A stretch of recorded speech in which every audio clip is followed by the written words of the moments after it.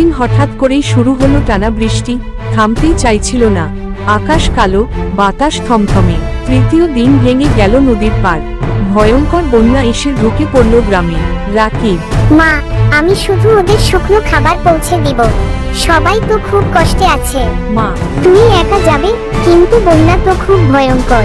রাকিব নিজের হাতে তৈরি ভেলায় খাবার নিয়ে ঘুরে ঘুরে খুঁজতে লাগলো অসহায় মানুষদের। রাকিব ডাকছে, আছে কেউ?